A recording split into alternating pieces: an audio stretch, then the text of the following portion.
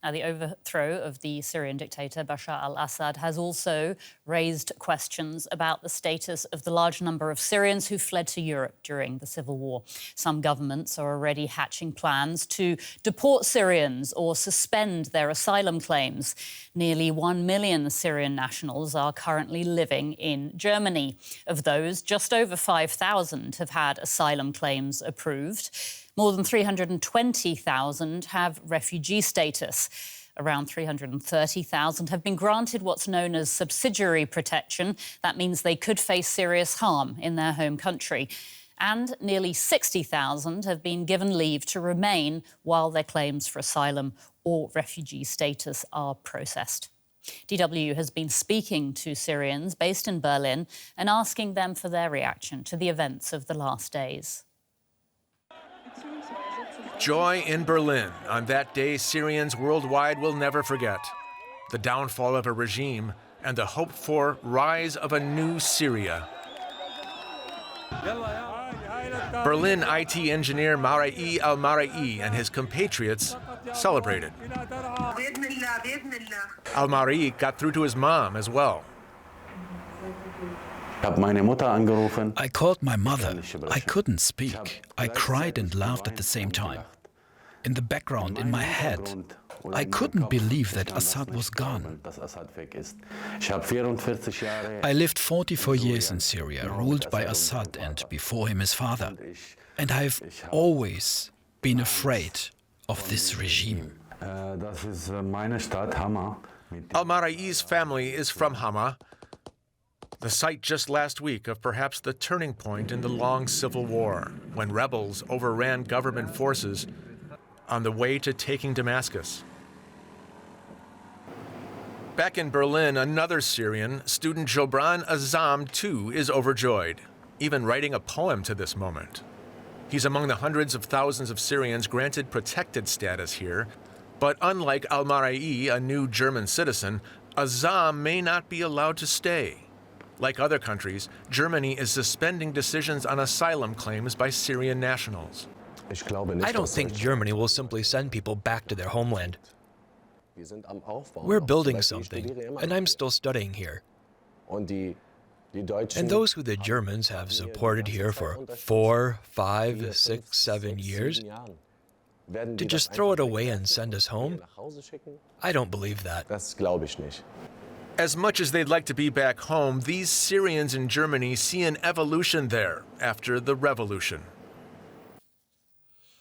Following the fall of the Assad regime, thousands of Syrians who sought refuge in Turkey are now queuing at the border to return home.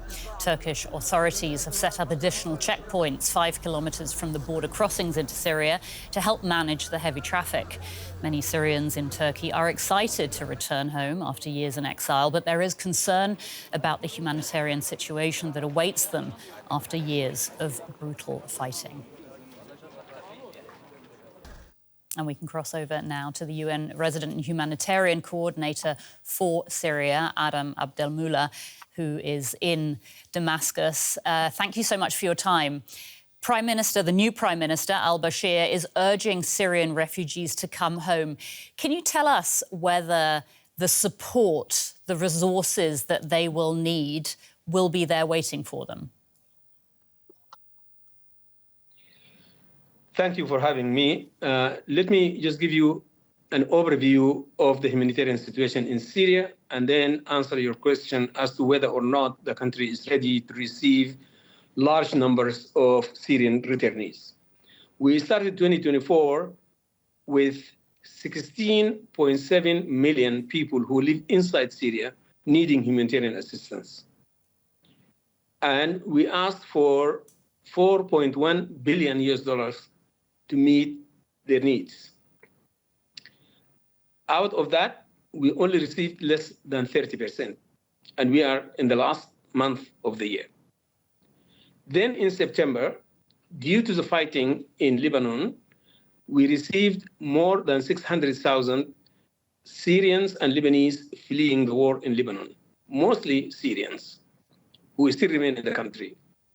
For that, we asked through an emergency appeal for $325 million US, of which we received only 23%.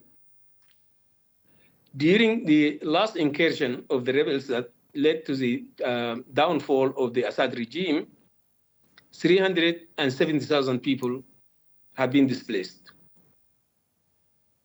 And these are people whose needs we haven't even started looking into.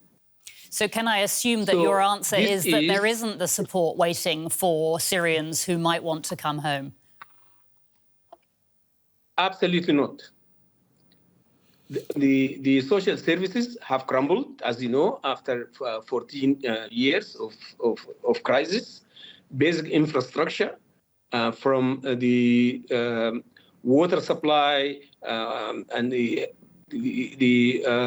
hygiene system and the healthcare system, education, all of those basic services are not there to accommodate the needs of additional people coming to the country. And what can the UN do? I mean, what is the UN, sorry to interrupt you, but I'm curious to know what the UN is planning to help Syria rebuild its infrastructure and have the resources available to support the people who will be coming home. We are leaving no stone unturned. This is a new era, and I have already started talking to all the partners about the need to have an urgent conference for the reconstruction of Syria. Mm-hmm. There's, of course, fighting as well, isn't there? We are with them on this. Uh-huh. I just wanted to bring up the fact that there was... But we need the resources. Yeah, there's fighting as well, isn't there, in Syria? So aside from the resources, how do you think Syrians could be protected amid these ongoing hostilities, those who come home? There is active fighting going on right now. If you look at the north, the organization that calls itself the Syrian National Army is in active fighting as we speak with the Syrian Democratic Forces, the predominantly Kurdish forces concentrated in the northeast. So that is a battlefront that is still ongoing. Down south of in the Deir ez-Zor area, there is another front between the SDF, the Syrian Democratic Forces, and the HTS that is now in control of the country. So those areas are not safe for any kind of return, and the new government is just taking shape. It hasn't fully established a firm grip on the country, so it is too early to characterize Syria as having been totally pacified. Mm-hmm. And what can the UN do, I mean, to address potential tensions between the different groups in the country? We have the office of the Special Envoy, the Secretary General's Special Envoy for Syria, who is talking to all the parties, trying to urge them to de-escalate the tensions and to quickly and swiftly restore law and order. And do you think that Syrians who return home can be confident that they won't face persecution under the new leadership? Well, so far, the new leadership has made all the right statements that people of all persuasions will be safe. And we have to just monitor that very closely and see if they are going to match their words with their actions. UN coordinator. It's too early to tell. UN coordinator Adam Abdelmoula, who was joining us from Damascus. Thank you so much for joining us today. We appreciate it. Thank you for having me. Thank you for having me.